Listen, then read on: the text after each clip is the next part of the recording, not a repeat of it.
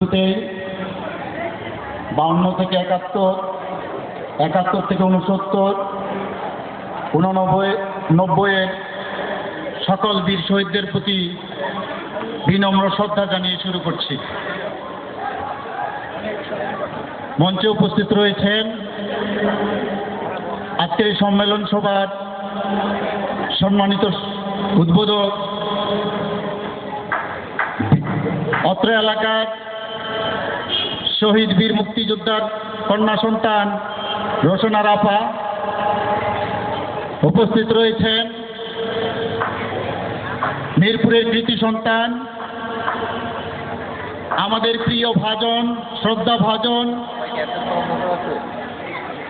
গরিব মেহনতি মানুষের নেতা, বিশিষ্ট শ্রমিক নেতা কমরেড কামরুল আহসান। মঞ্চে উপস্থিত রয়েছেন রাজপথের লড়াকু সৈনিক, বেকার যুবকের আলোর দিশারি, যুব সংগ্রাম পরিষদের অন্যতম নেতা, যুব নেতা কমরেড মোস্তফা আলমগীর রতন ভাই।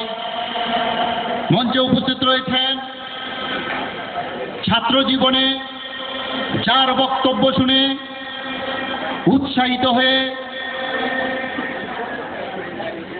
রাজনীতি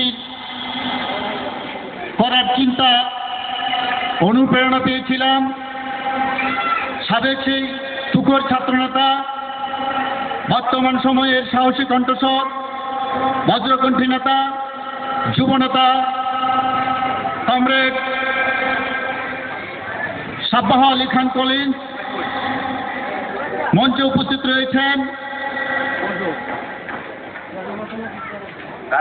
কিশোর রায়। মঞ্চে উপস্থিত রয়েছেন তপন ভাই সহ সকল নেতৃবৃন্দ এবং আমার সামনে উপবিষ্ট সকল কমরেড সাথী সহযোদ্ধা বন্ধুগণ, আপনাদের সবাইকে সংগ্রামী অভিনন্দন। আমি দু একটি কথা বলেই শেষ করব, সময় সংক্ষিপ্ত। আমি শুরুতেই আজকের এই সমাবেশ পরিপূর্ণতা করার জন্য যারা সহযোগিতা করছেন তাদের সকলকে ধন্যবাদ জানাই। সে সাথে ধন্যবাদ জানাই পল্লবী থানার